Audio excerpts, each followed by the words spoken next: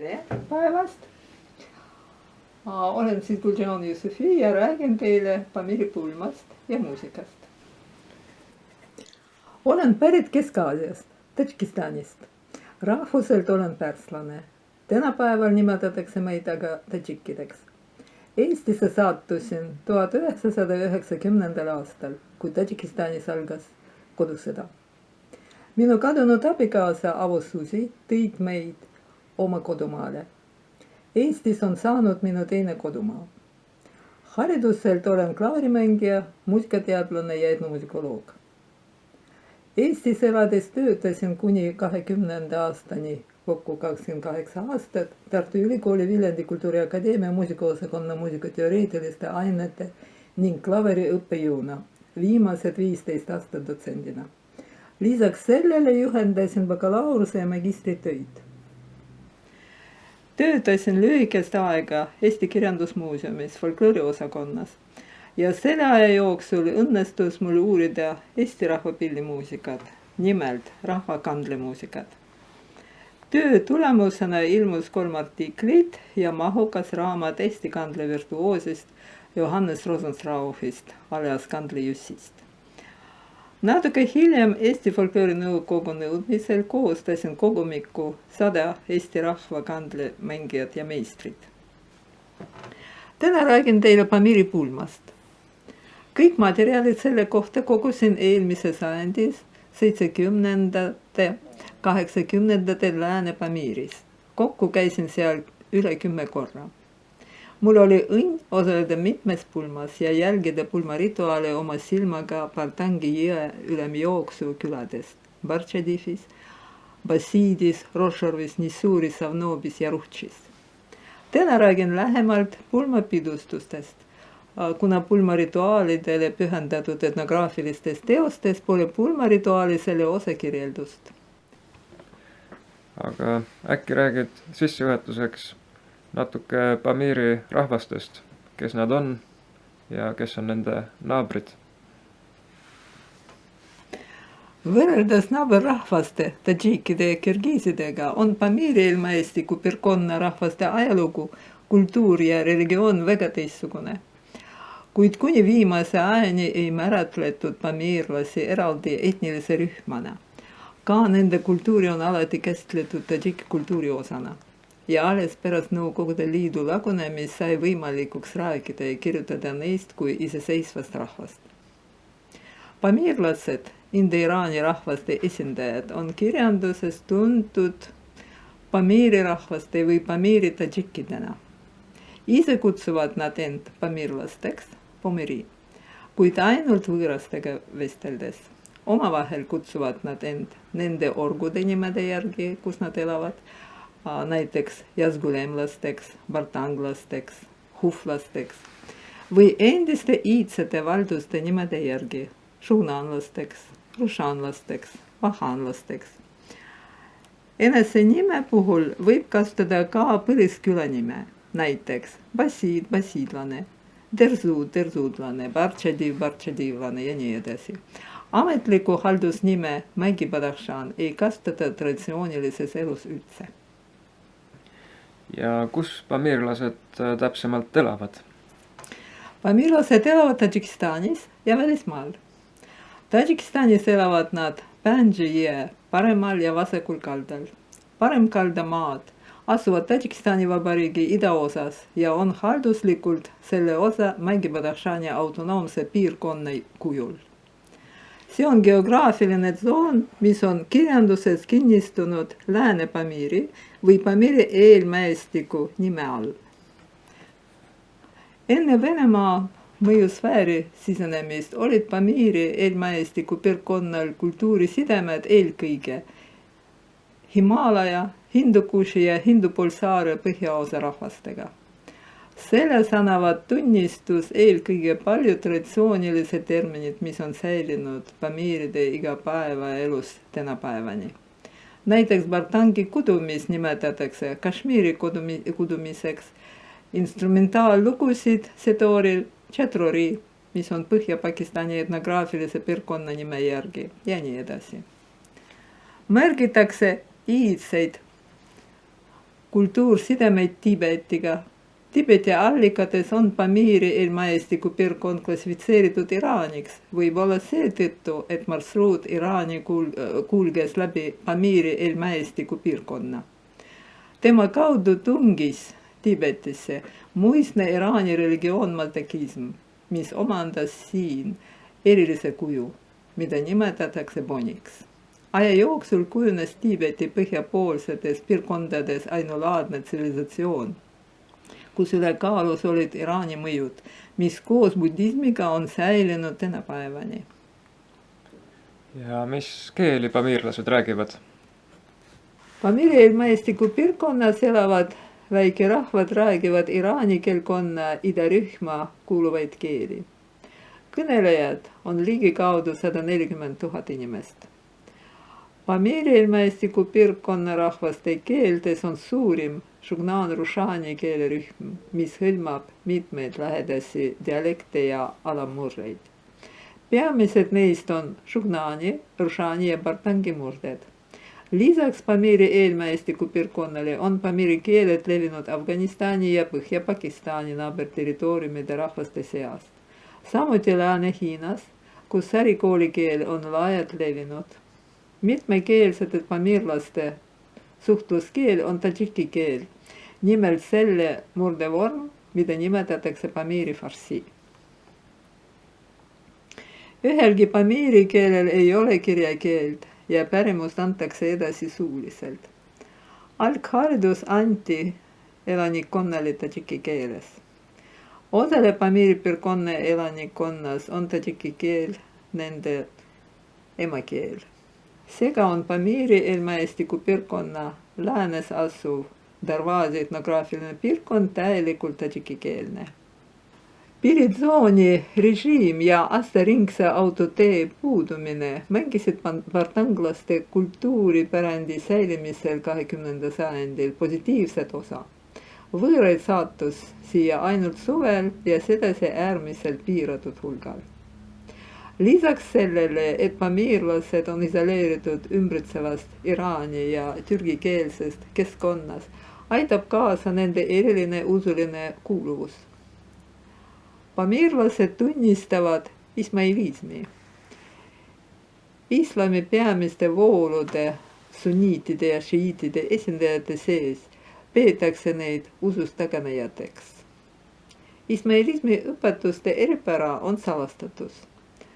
Sunniitide keskkonnas sisenedes pidid ismailiidid oma usulist kuuluvust varjama.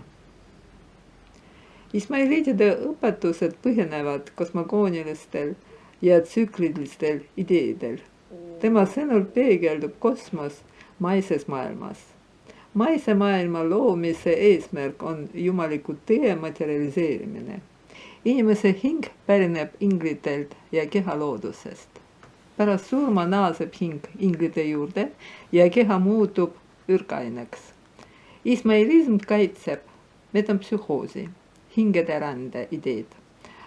Usklike hinged kehastuvad järgmistesse põlvkondadesse, mitte usklike hinged pärast surma tormavad ringi lõputuks kosmoses, dashti hudo, jumala tasandikule, ega leia peavarju ega rahu. Vene orientalist, ajalooteaduste doktor professor Semjonov peab ismailismi islami kõige ratsionaalsemaks sektiks, tunnistades religioonis vaid selle sisemist tähendust. Ismailiidide jumal pole kõikjal, sest maailmas on palju väärituid ja ebapuhtaid kohti, kuid ta võib soovi korral ilmuda kõikjal. Arvatakse, et jumal on tajumiseks kättesaamatu, kuna tal puuduvad atribuutid. Seetõttu ei ole ismailiitidel mošeesid ega palvemaju ning nad ei kogune palvetama. Minu tähelepanekute järgi palvetab ainult üks pere vanim liige 2 korda päevas, hommikul ja õhtul, olenemata sellest, kes ta on, kas mees või naine. See toimub elutoas, kus ülejäänud pere jätkab oma tavapärast tegevust.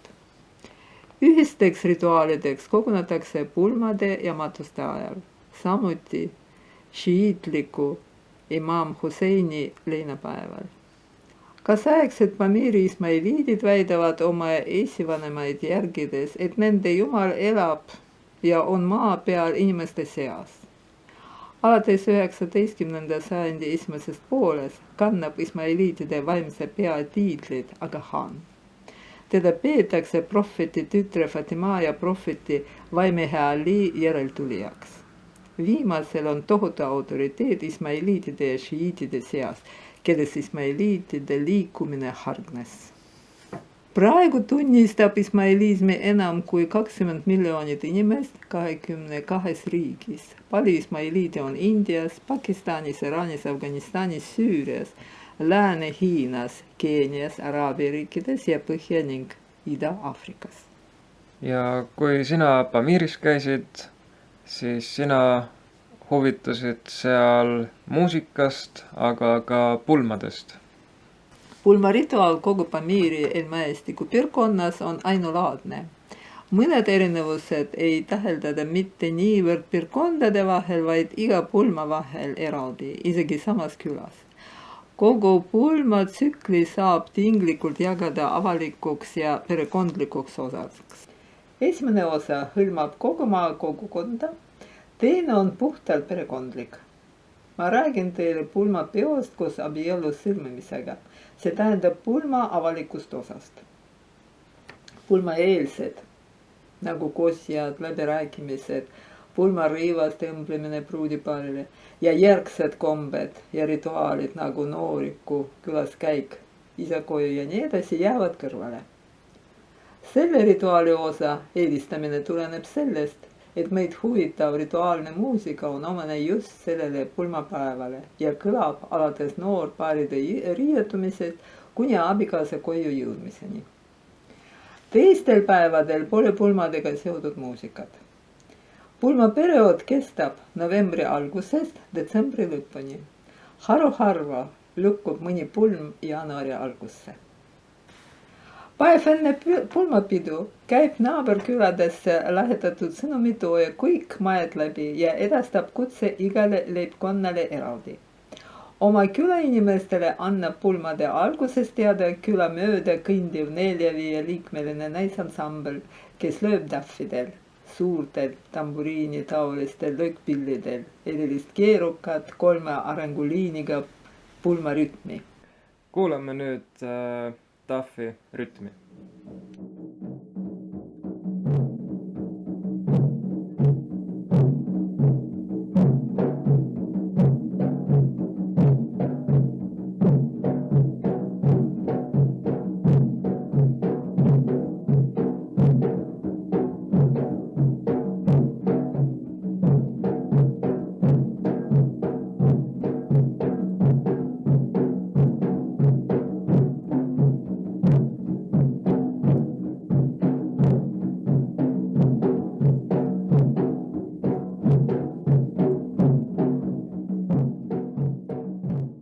Pulmaeelsed kombed ja tavad, milles osaleb suur hulk inimesi, ühendab endas lisaks pidulikule algusele ka rituaalse toimingut. Need on juhuslikud ning jäävad kahe pere siseasjaks ja on tegelikult võõraste pilkude eest varjatud. See rituaali osa sisaldab külaliste kostitamist. Külarahvas lülitub pulmadesse peigmehe riietamise rituaali ajal, mis toimub vahetult enne pulmarongi suundumist pruudikoju. Rituaali nimetus Jomaburon viitab riiete õmblemisele koos juurde lõikamisega. Juba 1970. ja 80. osteti peigmehe pulmarõivad poest ning rituaali sisu oli vastuolus nimetusega. Ainult rahvusliku mustriga murumüts ja kohaliku ornamendiga villased sokid tehti veel kodus. 20. sajandi lõppu Jomaburon ühendab vanemal ajal eraldi teinekord üsna pikka vaheaega teineteisele järgnenud rituaale. Pulmarõivaste õmblemist ja peigmehe riietamist pulmarongi teele mineku eel. Tseremoonia aeg sõltub pruudpaari külade vahelisest kaugusest ja kasutavast transpordivahendist. Arvestus tehakse reeglina selleks, et oleks aega lõunapausi paiku rituaali lõpule viia. Järgnevalt kirjeldan Savnobi külas 1981. aasta jaanuarikuul toimunud Džomaburoni. Hommikul kella 11 paiku kogunes peigmehe koju 10 meest ja sama palju naisi. Naised istusid nagu harilikult radoonil, traditsioonilisel ja meetri kõrgusel seinaäärsel astangul. Leel kees suur katel lambalihaga. Kui sisse astus halifa, kohalik usujuht, läks peigmees koos peiupoistega radooni kaugemasse nurka. Mõnikord kostitakse kokku tulnud keedetud liha ja leivaga veel enne halifa tulekut. Halifa koos 2 elatanud mehega võttis kohe sissepääsu kõrval. Peigmehe ema ulatas ülevalt radoonilt ühe meessugulase kätte sõela pulmarivastega. See keerutas sõela leest välja kerkivate leekide kohal, pada oli varem maha tõstetud, siis jätkates ringide tegemist, tuli üle põranda ja asetas sõela halifa ette. Samal ajal süütas peigmehe tädi plekist mannergu kannel peotäie lõhnatäimi ja asetas vahemüürile. Toas levis teravalt lõhnav suits. Halifa õnnistas riideid lühikese palvega. Kohe peale seda tõi sama meessugulane 2 puidus vaagna või ja piimaseguga üle kallatud ratasleivaga, mis nimetatakse garda. Halifa ja vanamehed murdsid igaüks sümboolse tükikese ja sõid ära. Neid viidi tagasi naiste poolele. Maja täitnud lõbus kära lakkas ainult hetkeks, kuni halifa õnnistas rõivad. Halifa ja vanamehed väljusid majas. Peiupoisid talutasid peigmehe teda käte alt toetades sissepääsu kõrval olevasse nurka, kus äsi istusid halifa ja tädid. See on kõige eelistatavam paik majas, kuhu pannakse istuma aukülalisi. Juurde karanud 4-5 noormeest hakkasid peigmees lahti riietama. Peigmees ise seisis osavõtmatult, ainult kergitas jalgu või käsi. Viimaks jäi ta aluspesuväele. Muu sai ta kõik uue, sokid, püksid, särgi, kuue ja vativoodriga pikk uue koos vööretikuga. Riietumise ajal puistasid naised ja tüdrukud peigmehe üle naljadega, naersid tema alastust, kuid tema kannatas alandlikult, ainult naeratas viirivalt. Rõivad selge passivate noorukite töö jäi alatihti pooleli.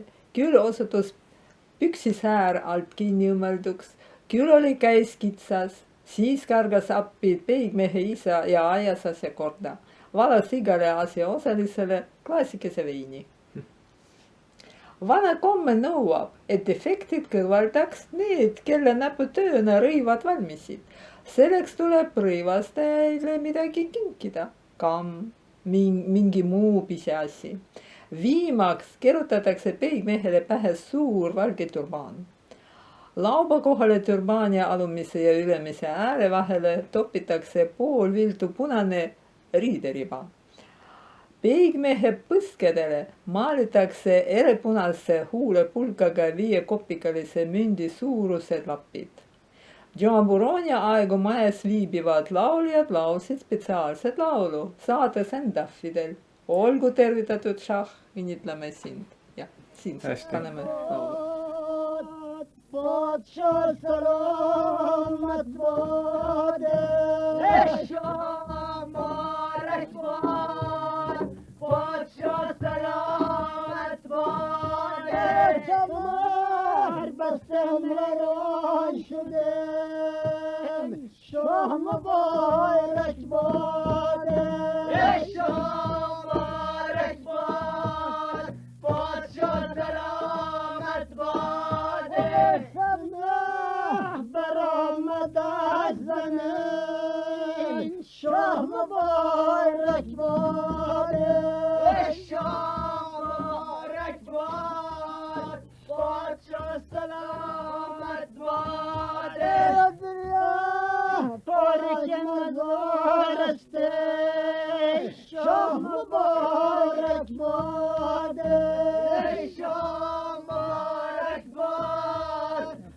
Padşah selamet vade Ulbeden salah gülzar este Şah mübarek vade Şah mübarek vade Padşah selamet vade Padşah yematçın azdenim Şah mübarek vade Şah mübarek vade Padşah selamet vade Aspeşle zahate Şah mübarek vade Şah mübarek vade Padşah selamet vade Şineyle camez nehraban Şah mübarek vade Şah mübarek vade Padşah selamet vade Ahvalaf gide halkideyim Şah mübarek vade Şah mübarek vade Padşah selamet vade Eeslaulja laulab refräänis alustades stroofide kaupa, neid kordab järel koor. Nii seda kui ka teisi peigmehe kodus laulvaid rituaalseid laule esitavad eranditult mehed. Nagu mujal Tadžikistanis nimetavad peigmeest bartanglased ja ka teised Lääne-Pamiri rahvad šo, šah või potšo, padišah. Peiupoisse kutsutatakse visiir. Pulmavanemaks on peo ajal üks visiirides, keda aitab ja savuul. Riiede vahetamise tseremooniale eelneb peigmehe juuste lõikamise rituaal Satorashon. Seda rituaalset laulu õnnestus salvestada Šohdara jõe orus.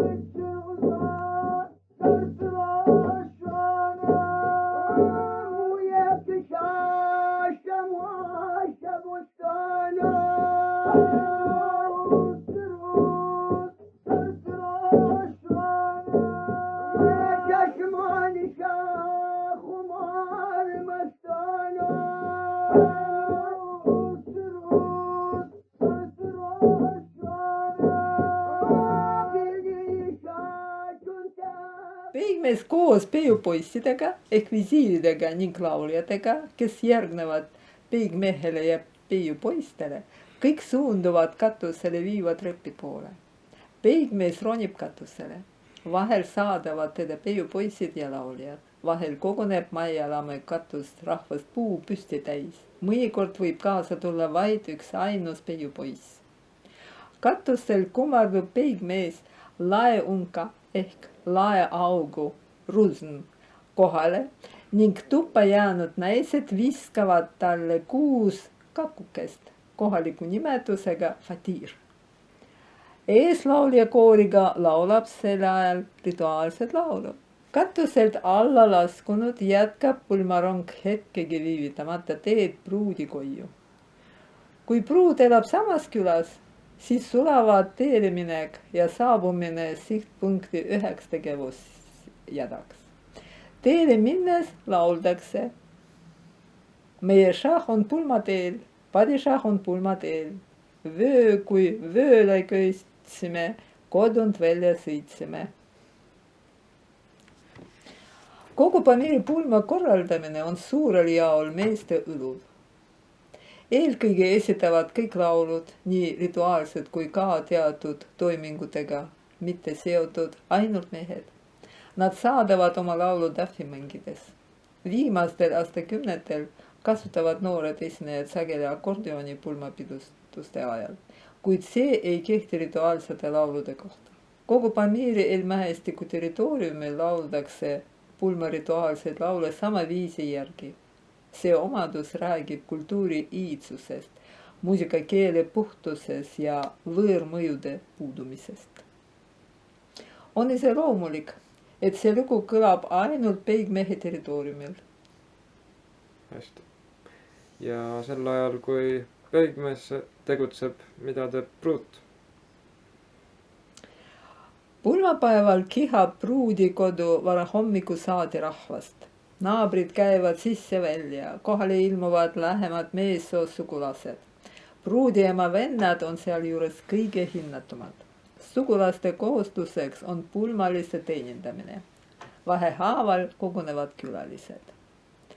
Pulma toidu valmistamiseks aetakse tappale määratud loomad, mõni lammas, kits, pullik ja varakult kohale.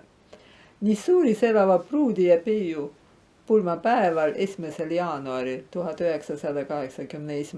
aastal keskpäeva paiku aeti peigmehelt toodud 2 kitse ja 1 lammas otse eluruumi rahva sekka. Sellest tavast peetakse alati kinni. Naispere tõstis kombekohast tülli loomade järel käinud oma pere meestega. Loomad olla kehvad ja kõhnad ja üleüldse ei kõlbavad kuhugi. Nõustudes vastu võtma neid luukerede sarnaseid elukaid, näidasid mehed, kui armed arusaamine on neil maailma asjadest. Saadikud nende seas tähtsam, jälle pruudi ema vend, tõendasid kõiges väest, et priskemaid kitsi ja lambed pole nad elu sees näinud. Naeru ja naljadega vürtsitatud riiu lõpetas pruudi ema. Olgu peale, kui juba niimoodi läks. Avalikult külarahva silma all toimuval loomade hindamisel on sümboolne tähendus. Selja taha jääb viimane raskus keerulisel, paljude tõkkede ja takistustega üle külvatud teed. Keeldumine loomadest, nende kõlbmatuks tunnistamine ja tagastamine saadjale tähendaks korve andmist peigmehele veel viimasel hetkel.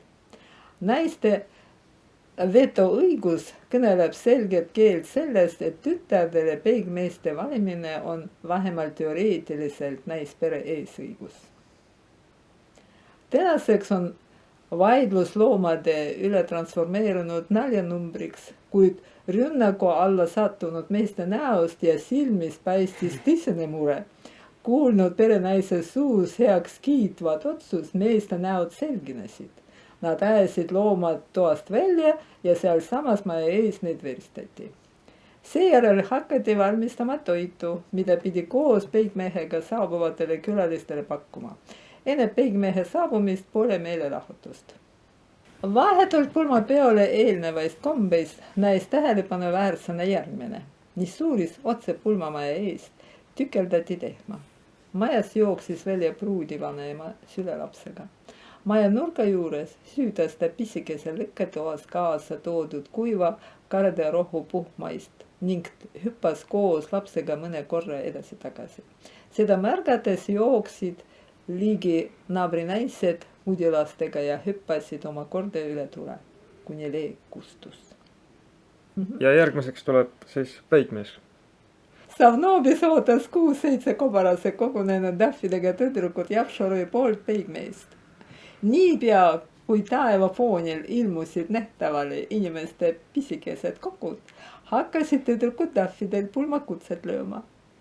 Nad tegid külale tiiru peale ja ühenesid külaserval pulmarongi ootavate tõdrukutega. Ees astus peigmees, tema mõlemal käes peiupoisid. Nende kannul käisid kodunt kaasa tulnud lauljad, siis ülejäänud peiupoolsed pulmalised. Eranditult kõik olid mehed. Vastuvõtjad neid pulmarongiga ei seganud. Julgemad ja vallatumad hakkusid tulijate sappa ning huilete ja kilgete saatel hakkasid neid pilduma kõigega, mis maas näppu hakkas. Vanade kalosside, lumipallide, eeslipabugate, savikamakatega. Eriti hea meel oli neil peigmeest või mõnda peiupoistest tabades. Nii saatsid nad pulmarongi pruudi koduni välja. Maja ustel seisvad vanemad naised ja pisemad lapsed pilkasid peigmeest ja tema kaaskonda üksteise võidu. Päeva esimese poole tähtsamaks sündmuseks on pruudi riietamise tseremoonia. see on omamoodi tüdrukute õhtu, mis kujutab endast tervet rituaalsete toimingute kompleksi. Tseremoonia algab sellega, et pruud peseb end mõnes eraldatud nurga ühe sõbranna abiga. Selle ees saab sõbranna siis enne pesemist pruudilt ära võetud riided. Arvatakse, et selline tüdruk peaks varsti abielluma, kuna pruudi omadused kanduvad talle võluväel üle. Pruud peseb ainult oma keha, omamoodi puhastus, riitus. Pärast seda tuleb ta majja, kus ta sinna kogunenud naiste ja tüdrukute juuresolekul teeb patsid lahti ja siis peseb juuksed. Pärast juuste pesemist kuivatab neid kaminatuule ääres. Pärast seda määrib üks naisterahvas, kellel on palju lapsi ja on õnnelikus abielus, tema juuksed õiga ja punub neid 2 patsiks. Ka vallalised tüdrukud punevad oma juuksed 2 patsi. Erinevus nende vahel seisneb aga selles, et tüdrukud kannavad tavaliselt 2 patsi, mis on punutud oimukohtade kohal ja ripuvad ees, laskudes rinnast alla. Pruudipatsid on nüüd kõrvade taha punutud ja need lähevad mööda selga alla. Soengu muutmine ja sellele järgnev riiede vahetus sümboliseerib vanusega seotud initsiatsiooni. Tüdruku pruudiks muutumist, mis on kogu pulma põhimõte.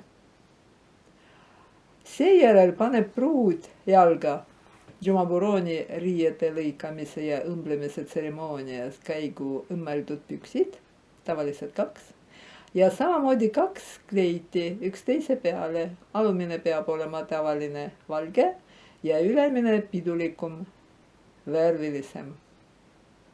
Jalga pannakse pikad villased sokid, juraabid ja pehmed saapad, pähe suur rätik. Riietumise ajal laule ei laulda. Sajandi alguses kogutud olemasolevate materjalide järgi on riietumistseremoonia ainsaks helinaks pruudi sõprade mäng Parmupill. Kui pruud on valmis, ootavad kõik veimehe saabumist.